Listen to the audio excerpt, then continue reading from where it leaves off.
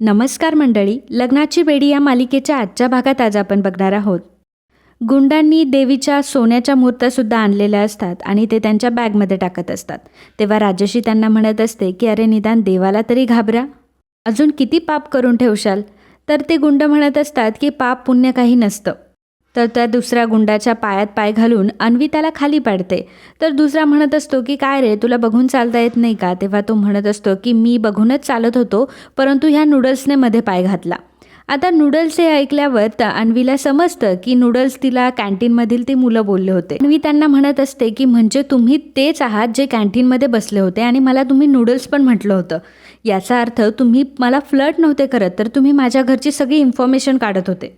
तेव्हा तो मुलगा त्याच्या चेहऱ्यावरचा मास्क काढतो आणि म्हणतो की मीच आहे तो, बोल काय करणार आहेस तू. राजश्री म्हणत असते की अन्वी अगं हे सगळं काय चाललंय. अन्वी म्हणत असते काल मी माझ्या मैत्रिणीसोबत बोलत होते आणि तेव्हाच यांनी सगळं काही ऐकलंय, हा कॅन्टीनमध्येच होता तेव्हा. तेव्हा रेश्मा तिला विचारते की तू नक्की काय सांगितलं होतं तिला. तर अन्वी सांगते की मी तिला म्हटले होते की उद्या घरी कोणीच राहणार नाहीये, सर्वजण पूजेला जाणार आहे. तर तो मुलगा म्हणतो की मला माहिती आहे मुलींमध्ये शेवटी अक्कलच नसते, त्यांची अक्कल सगळी गुडघ्यामध्येच असते. अन्वी म्हणत असते की तू एकदा माझे हात सोड, मग मी तुला माझी अक्कल दाखवते. परंतु तो मुलगा अन्वीवर बंदूक रोखतो. त्यामुळे राजश्री म्हणत असते की प्लीज तुम्ही तिला काही करू नका. तर मित्रांनो, तुम्ही जर ह्या चॅनलवर नवीन असाल तर प्लीज चॅनलला लगेच सबस्क्राईब करा आणि आजच्या व्हिडिओचं लाईक्सचं टार्गेट असणारे 200 लाईक्स, त्यामुळे हे टार्गेट पूर्ण करण्यासाठी आम्हाला मदत करा. धन्यवाद. तर तो गुंड आता अन्वीला मारत असतो. त्याच वेळी सिंधू तिथे येते आणि जोरात त्याच्या डोक्यामध्ये काठी घालते. तो खाली पडतो तर दुसरा लगेचच सिंधूवर बंदूक रोखतो. तो सिंधूला म्हणत असतो की तू तुझी बंदूक खाली घे बरं. सिंधूनेही त्याच्यावर बंदूक रोखलेली असते, परंतु तो आता अन्वीला मध्ये घेतो आणि म्हणतो की तू बंदूक खाली फेक, नाही तर मी अन्वीच्या डोक्यात गोळ्या घालेन. सिंधू आता बंदूक खाली ठेवते आणि त्यावेळी अन्वी जोरात त्या गुंडाच्या हाताला चावा घेते आणि तिथून ती सुटते. परंतु तो गुंडा आता विनायकच्या डोक्यावर बंदूक रोखतो. तर सिंधूने राघवला एका खोलीमध्ये बंद करून घेतलेलं असतं आणि तिथे एक गुंड असतो, त्याचा एक मोबाईल असतो आणि त्या मोबाईलवरून राघव बाकीच्या पोलीस कमिटीला फोन करतो.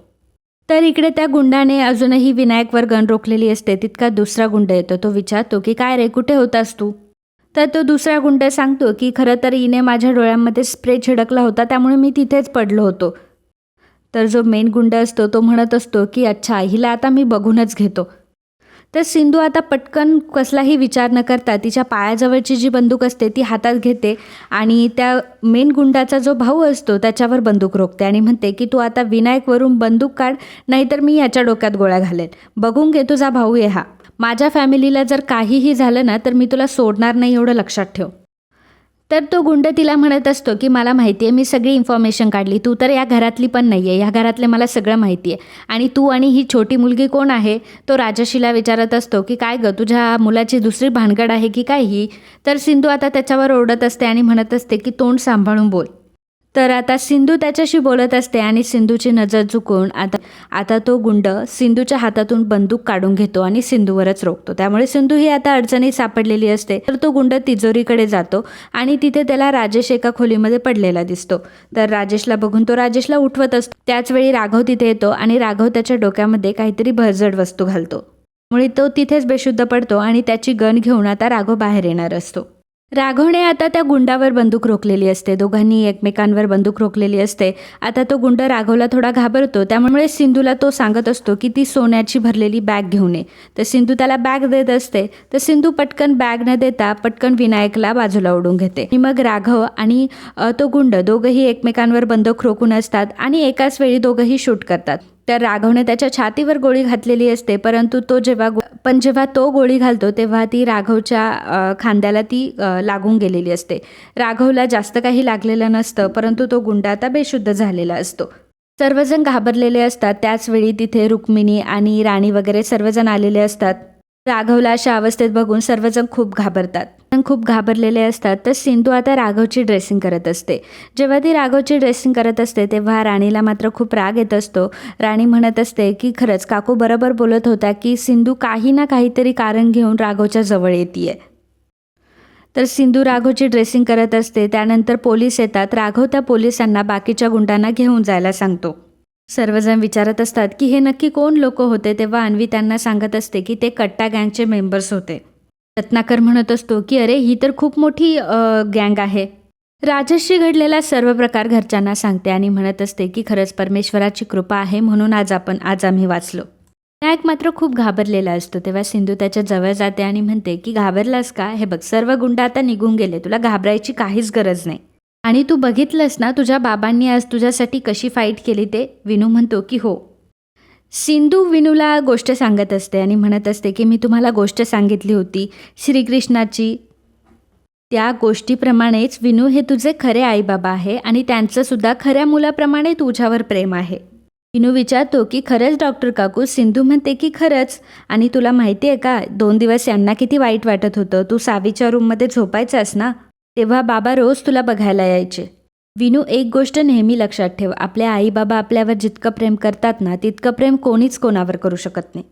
आणि तुझ्या ह्या आईबाबांचं सुद्धा तुझ्यावर खूप प्रेम आहे, अगदी मनापासून. विनूला सुद्धा आता डॉक्टर काकूचं म्हणणं पटलेलं असतो आणि तो आता राघवला सॉरी म्हणतो आणि राघवच्या गळ्यात पडतो. राणीलाही खूप आनंद झालेला. विनू म्हणत असतो की मी चुकलो, आता मी तुमच्यावर आणि मम्मावर कधीच रागवणार नाही. सर्वजण आता खूप आनंदी असतात कारण विनूने शेवटी फायनली ॲक्सेप्ट केलेलं असतं की ते माझे आईबाबाच आहेत.